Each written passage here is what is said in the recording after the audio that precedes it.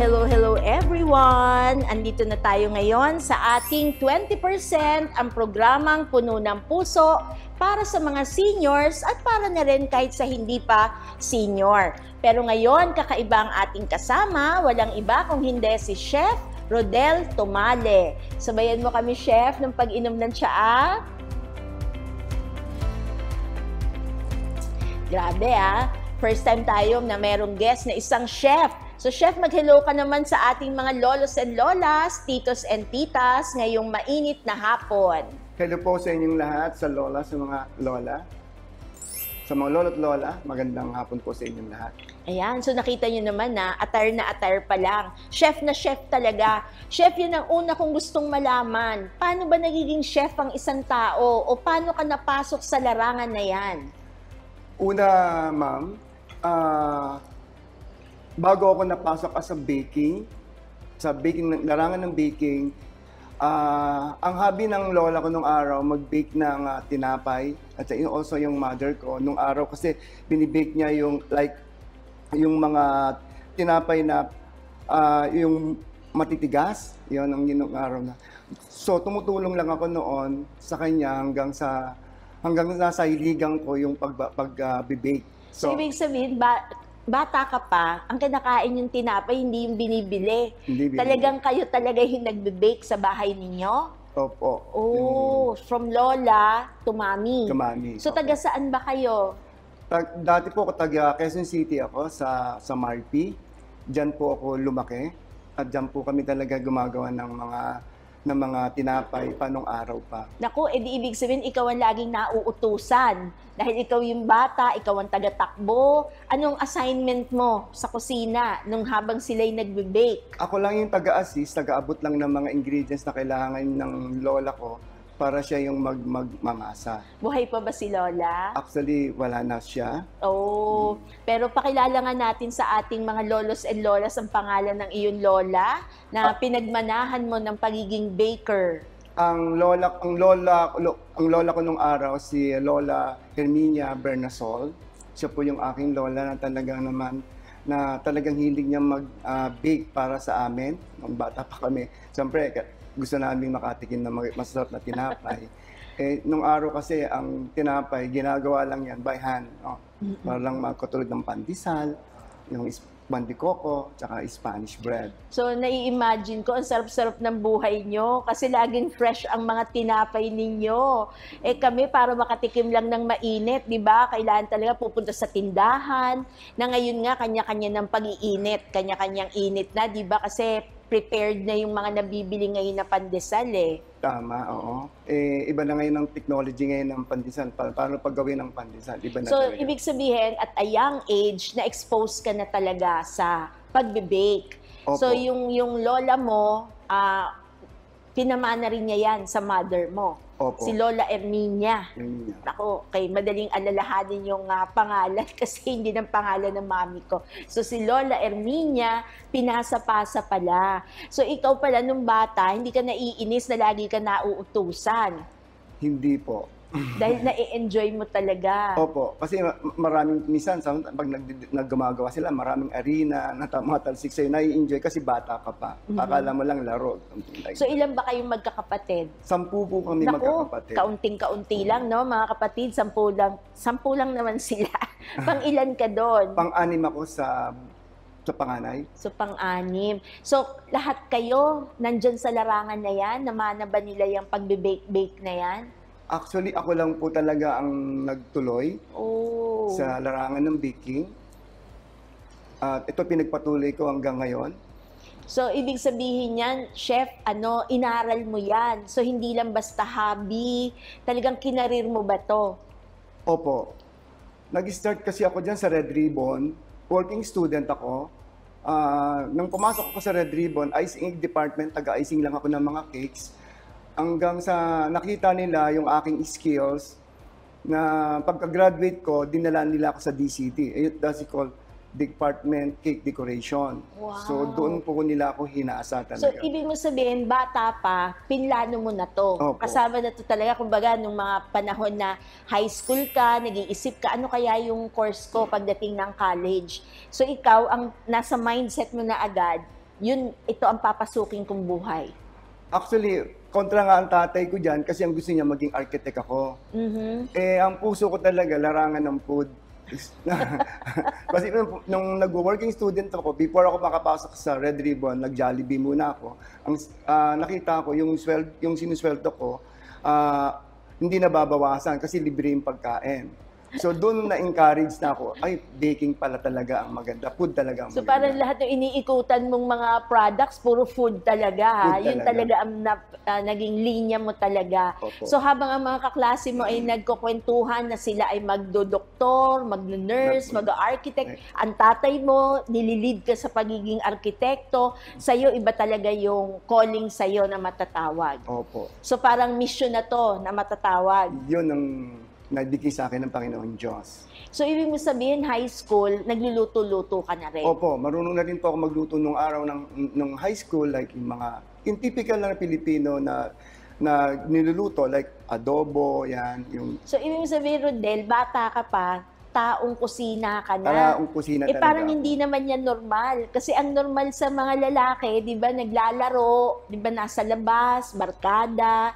hindi mapipirmi ng bahay. Kasi happening ng happening. Pero ikaw, taong bahay ka, taong kusina pa. Opo, kasi 10 nga po kami, so walang katulong minsan ng mother ko, kaya po ako madalas tumutulong talaga sa kanya. Habang kasi ang normal nagtataguan eh. Oo. Pagka di ba yung maraming hugasin, di ba? O kaya paghihiwain mo, pagdidikdikin ng bawang, ng sibuyas, di ba? Paiyakan yan. Ang magkakapatid, kanya-kanyang taguan yan kasi ayaw. Pero pagkainan, number 1, present lahat. Pero ikaw, sinasalo mo lahat yon. Opo, kasi stricto talaga ang parents, ang father ko, kasi military nga po siya. So, kailangan talaga kung saan dapat kami maitoka, dapat nandoon kami. So, kung saan ka assign. Ganon. So, military pala ang iyong father. Opo, military. So, hindi ka ba nahirapan na ipaalam sa kanya na, Dad, ayoko ng architecture? Actually, masakit sa kanyang isipan yun kasi gusto niya talaga ako maging architect. Ang puso ko talaga ay nasa pagkain kasi nagamay ko na at yun talaga siguro yung para sa akin. Gusto ko malaman, Chef, nung bata ka ba, ginawa mo ba yung nagugutom ka, hindi ka kukuha dun sa, sa paminggalan. Ang gagawin mo, kusa ka magluluto. Kung ano yung gusto mong kainin, lulutuin mo. Ginawa mo ba yan? Opo, trial and error kasi yan nung araw. Kung gusto kukuha ka ng isang bagay, kukuha ka sa kusina, pag-aaralan mo paano siya pasarapin at lutuin. Ganun yung nung araw, ng bata, kasi makulit ako nung araw.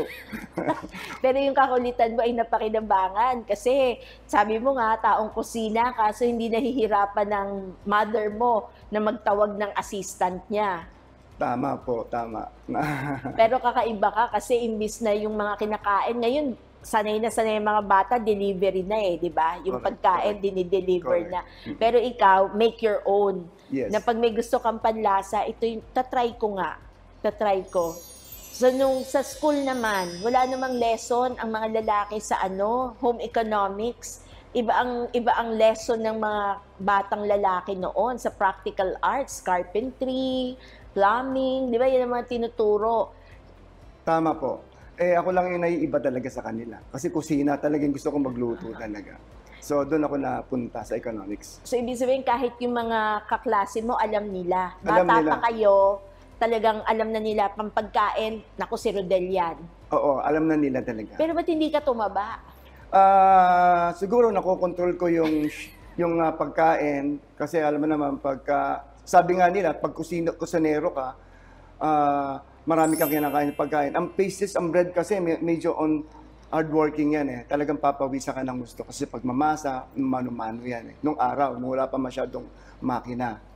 So, Kuya Rodel o Chef Rodel na matatawag, meron akong isang quotation dito kasi alam naman ninyo, ngayon sa buwan na ito, ang ating serye ay may kinalaman sa pagkain. Recipe for the soul.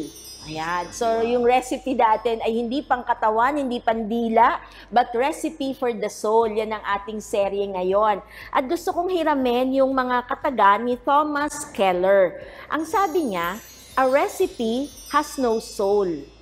Walang kaluluwa. You, the cook, must give soul to the recipe. ikaw yung magdadala ng kaluluwa dun sa recipe. Totoo ba yun, kuya?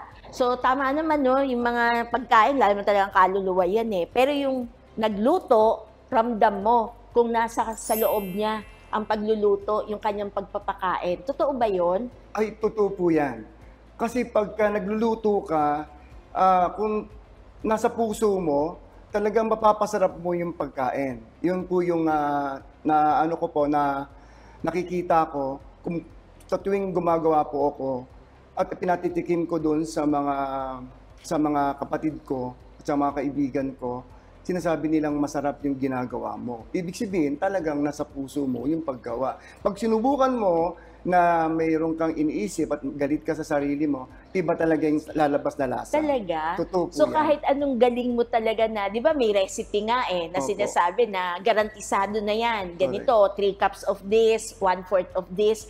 Susundin mo yon. Pero pag wala ka sa mood mo, wala ka sa loob mo, iba talaga yung ending. Correct po. Oh. Hindi mo talaga mapapalabas na maganda yung recipe mo kasi nga may iniisip ka. Oh. So ano pala to, kabuuan ng pagkatao mo. Talagang nilalagay mo yung kaluluwa mo dun sa kakainin ng kapwa mo. Correct po. Correct po kayo. Naku, masama kayong kausap pagka mainit ang ulo, no? Kasi mahahaway yung mga negativity yung pagkain.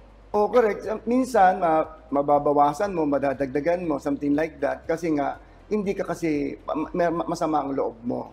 Mas better talaga na sa kondisyon ng katawan mo, maayos kang gumawa at nasa puso mo, yun, lalabas talaga yung natural soul doon sa pagkain na papatikim mo sa mga kapatid mo o kaibigan mo. So, chef, ganito, sa pagluluto, 2 bagay eh. Yung galing mo, expertise mo, diskarte yan ng nagluluto. At yung quality ng ingredients. Masasabi mo ba na pagka first class yung ingredients, automatic na maganda yung produkto? O nakabase yan kahit na hindi masyado yung kalidad ng ingredients? Kasi syempre kung tight ang budget, di ba? Pero magaling ang diskarte ng chef. Paano ba yan? Ang gandang katanungan yan. Ayan ang pinakamagandang tanong at malalim na tanong yan para sa aming mga chef. No? Marami kasing ingredients na pwede mong isubstitute. Base lang sa recipe na nilagay mo doon, pero iba naman yung ginamit mo ingredients, mas maganda doon sa recipe na ingredients, ay talagang lalabas na mas masarap talaga yung gagawin mo na bread or cakes, something like that. So, base yan sa recipe at saka sa process. So, nasa paano mo na ngayon pagsasama-samahin yan. Yes. Pero automatic ba na pagmahal ang isang ingredient, superb? O not necessarily? Kasi sabi mo nga, meron namang substitution na tinatawag na Correct. acceptable naman. Kasi syempre, lolos and lolas natin, hindi naman laging ang pera ay para naman sa masasarap, di ba? Minsan gusto rin nila matikman, pero ito lang yung kaya eh.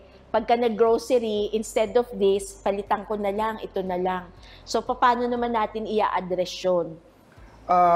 Kung gusto lang tikman, para makatikim lang sila, yung recipe na meron sila, yun ang gagayahin nila. Pero kung talagang gusto nilang, kunyari, example, gusto nilang i-market or benta sa market, so talagang, number 1, pag-aaralan mo nila yung costing na lalabas. So, anong market ba to? Pwedeng i-sales sa kanilang target market. Yan yung mga senaryo. Ayan, ang una ko naiisip sa costing, budget no? Sa pamamalengke. Hindi pa yung costing dahil ininegosyo nila. So maganda pala na i-update natin sila na dapat may listahan talaga nung kanilang mga bibilin. Hindi pwedeng kung ano lang nakita sa grocery, sa supermarket. Correct. So parang number 1 rule yata yun, na ang mga chef nakikita namin may blackboard kayo no? Opo. Na may sinusulat kayo doon. Sa mga pelikula, yung mga K-drama. Oh. Nagsusulat-sulat na ganon. Opo, ganun po talaga yung standard ng isang chef. Kailangan namin isulat lahat ng pangailangan namin. At ano ba yung mga pwedeng ingredients na pwede namin gamitin na yung makakatulong para dun sa aming gagawin. Yun lang yung lagi namin ginagawa. Chef, ikaw masungit ka ba? Paano pagka wala yung ingredient, hindi available sa market? Kasi hindi naman lahat talaga available sa Pilipinas. Paano kung yung kailangan mong brand Hindi available. Marami tayong brand dito sa Pilipinas na talagang meron. Nakalagay na po yan kasi nga iba-ibang brand name lang naman. Pero yun pa rin yung pwedeng gamitin. Depende lang sa pot content lang na nakalagay doon sa brand. So babasahin mo talaga isa-isa. Pero yung ingredient, andyan, readily available sa atin sa market. Pilipinas. Correct. So magkakatalo na lang yan sa brand name. Sa brand name. At Okay. saka doon sa mga nakalagay na ingredients. Kung ano yung mga pot content nun, milk pot content nun, kung ano pa bang ingredients ang mayroon doon. Doon ang binabasa. Lagi naman yung nakalagay sa atin sa likod, binabasa lang. Chef, ang pamamalengke, trabaho rin ba ng chef yan? O Chef, may control kayo? ang trabaho ng chef, alam din naman ng chef, dapat una niyang malaman kung magkano yung presyo sa market. Dapat siya yung unang bibili. Para malaman niya pagdating ng cost, kasi kino-costing po namin yan. Ayun. So, hindi pala pwedeng todo pasa na, hoy, ako ang hari ng kusina. So, hindi pala pwedeng ganun. Ay, hindi, Lahat hindi. pala yun dapat dadaanan mo para Opo. alam mo, na-figure out mo sa isip mo na, naku, masyado pala mabigat kasi ganito na pala ang presyo ngayon. Lahat po dapat ang chef is aware sa mga presyo. At lalo na sa ating world market, nalalaman natin, ay tumaas na pala. So the reason, doon kami nag-a-adjust agad ng presyo. Pero hindi agad-agad yan. Pag-aaralan mo na yung costing kung pwede nang itaas yung presyo. So talagang chef, napaka-professional mo, no? Kasi hindi ka na lang panluto sa loob ng kusina ninyo na dati mong ginagawa. Opo. Ngayon, yung iyong ginagawa ay para na sa ibang tao. At Correct. pangkabuuan, pangkalahatan. So, ang isang chef ngayon, hindi lang basta ikaw yung nagluluto, meron kang sarili mong team. Correct. Tama ba yun? Tama po So, yun. pwede mo mapaliwanagan ng lolos and lolas namin na yung chef, yung sa pelikula, kasi siya lang yung nakikita nyo na may suot na sombrero, nagagawa. Pero di ba may mga sous chef, may kung ano-anong grade kayo, at sino yung composition ng team ninyo sa kusina? Pag sa baking, ang unang namamahala dyan, yung pastry chef. May sunod siya dyan, assistant pastry chef. Yan na yung mga master baker at assistant baker. Yun po, i-delegate yan lahat ng mga gagawin para gawin yung mga produkto na ilalabas namin o ibebenta namin o ipapatikim namin sa aming mga client. Yun naman yung dapat.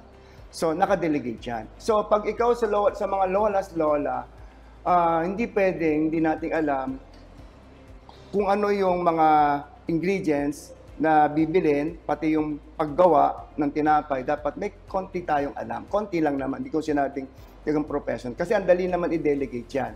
Lalo na kung ipi-pre-weigh na nila o ipi-premix na nila, i-delegate na po yan sa bawat department. So, Chef Rodel, ang lolos and lolas, late na ba para sila ay turuan? Sa panahon ngayon ng technology ngayon, madaling-madali na po. Hindi po kayo late. Wow, hindi po ang sarap kayo late. naman pakinggan yan. Totoo yan? Opo, kasi lahat ng machine ngayon, dati kasi mano-mano nga, patulad ng sinabi ko, mano-mano, pero ngayon machine na. So, kung meron kang recipe guide, bibigay mo lang yan sa baker, yung gagawa. So, alam na agad kung ilan yung output niyan. At naka-cost na po yan. At alam na kung paano ibenta rin yan, kung magkano yung presyo. Yun yung madaling-madali na. Kaya yung lola at lolo, wag ko kayong mag-alala, tuturuan ko po kayo paano yun. Ayan, so sinabi mo yan ha. Kaya iimbitahin ka namin sa susunod na Lunes, turuan mo kami o bigyan ng idea. Kasi pwede rin ito maging negosyo nila, di ba? Opo. Kasi sila yung mga mas marami ng panahon Opo. Na di ba yung pwedeng hindi man sila, pero at least matututukan nila. Pero bago nila matutukan yung maliit nilang magiging negosyo, dapat sila muna alam nila at maibigay muna nila yung buong kaluluwa nila doon.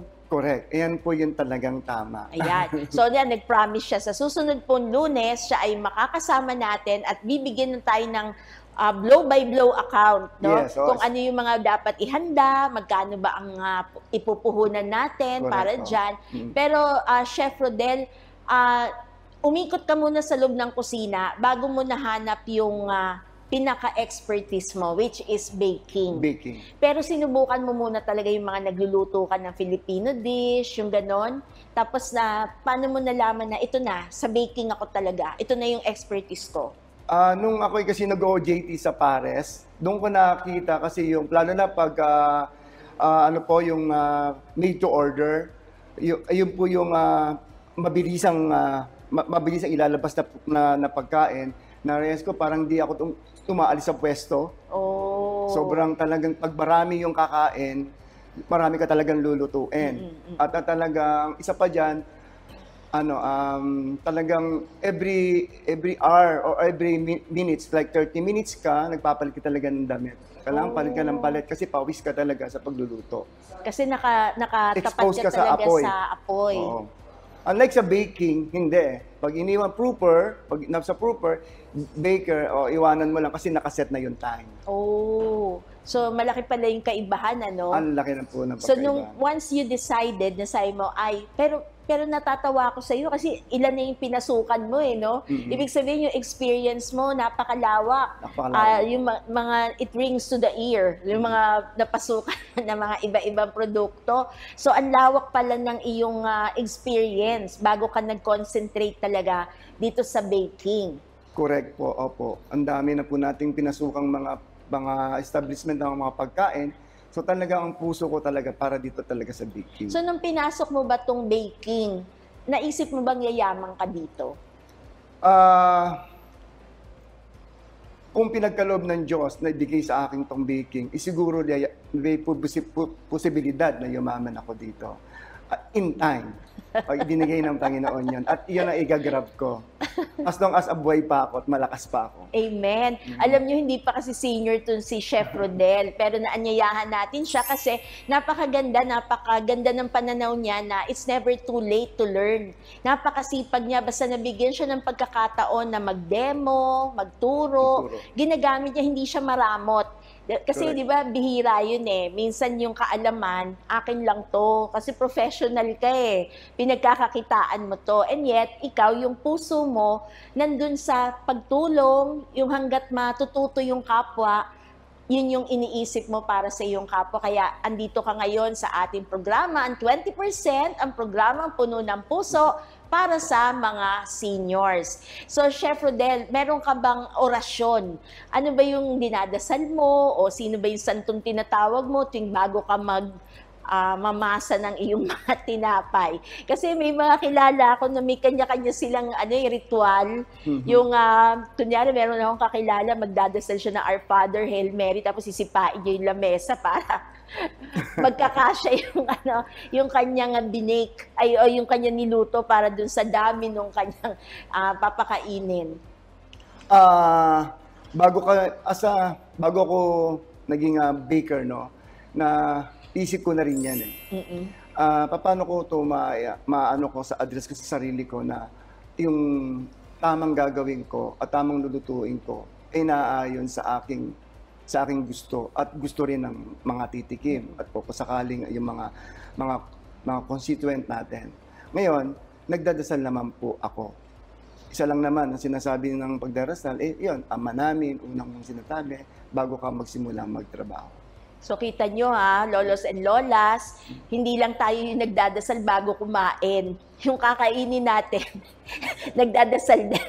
May sarili rin siyang ritual bago natin mangima yung mga tinapay na masarap isawsaw sa kape.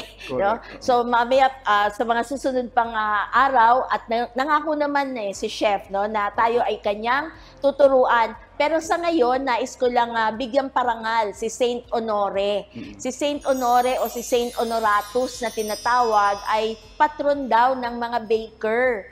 Kasi sabi, noong unang panahon daw, ayaw siyang paniwalaan kasi parang naging santo to parang naging alagad ng Diyos.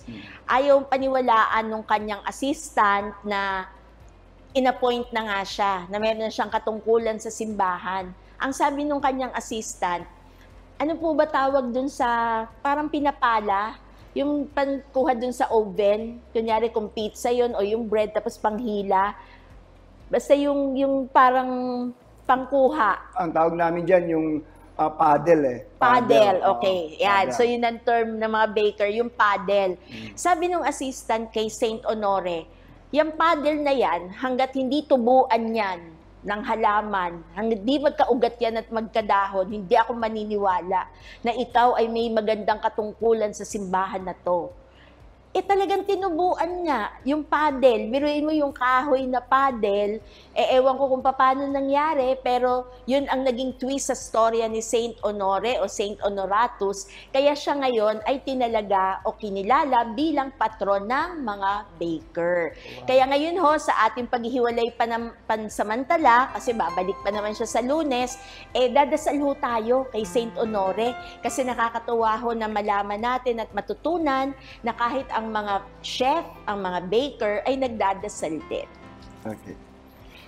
Let's pray. In the name of the Father, the Son, the Holy Spirit. Amen. Amen. Bless, O Lord, this food that it may be effective and salutary remedy for mankind for your name's sake.